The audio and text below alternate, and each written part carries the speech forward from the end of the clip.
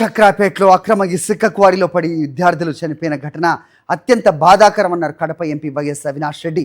విద్యార్థుల మృతికి ప్రభుత్వ నిర్లక్ష్యం కారణమన్నారు. అక్రమ మైనింగ్ వల్లే విద్యార్థులు మృతి చెందారని ఆగ్రహం వ్యక్తం చేశారు. బాధిత కుటుంబాలకు న్యాయం చేయాలని జిల్లా కలెక్టర్తో ఫోన్లో మాట్లాడారు. విద్యార్థుల మృతికి కారణమైన వారిపై కఠిన చర్యలు తీసుకోవడంతో పాటుగా తగిన నష్టపరిహారం ప్రకటించాలని డిమాండ్ చేశారు. వెంటనే అక్రమ ఇసుక తవ్వకాలను నిలిపేయాలని డిమాండ్ చేశారు ఎంపీ అవినాష్ రెడ్డి.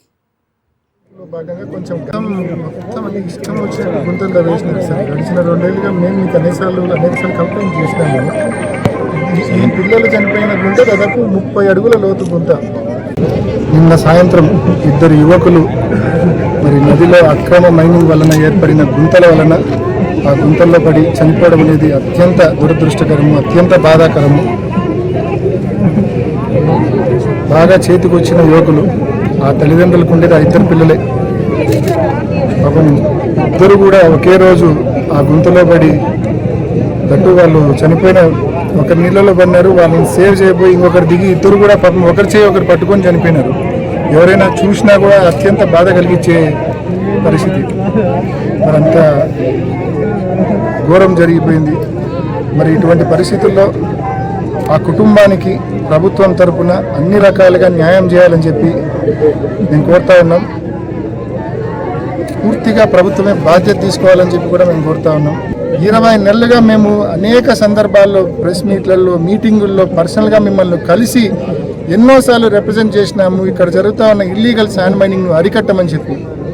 ఈ ఇల్లీగల్ శాండ్ మైనింగ్ వలన ముక్కు పచ్చలారని బంగారం లాంటి పిల్లలు ప్రాణాలు కోల్పోవడం జరిగింది.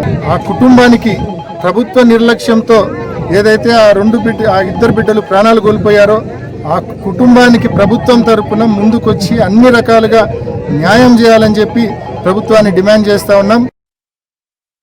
ఇందాక కలెక్టర్ గారితో ఆర్డీఓ గారు మాట్లాడినారు, నేను మాట్లాడినాను. తక్షణ సహాయం కింద ఆ కుటుంబానికి 5 లక్షలు ఇద్దరికి 10 లక్షల రూపాయలు ఆ కుటుంబానికి అనౌన్స్ చేసినారు.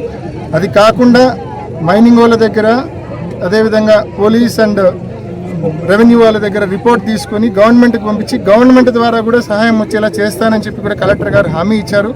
కొంచెం అధికారులను కూడా నేను మనవి చేస్తూ ఉన్నా, మైనింగ్ అధికారులను, రెవెన్యూ అధికారులను, పోలీస్ అధికారులను కొంచెం సానుభూతితో ఆలోచించండి. ఆ కుటుంబం పడుతున్న బాధ మనం మాటల్లో చెప్పలేము. ఈరోజు ఈ కుటుంబానికి ఇంత జరిగినాక మనం అన్యాయంగా రిపోర్ట్లు కనుక పంపిస్తే దేవుడు కూడా క్షమించడనే విషయం కూడా ప్రతి ఒక్కరు కూడా గుర్తుపెట్టుకోమని కోరుతా ఉన్నా.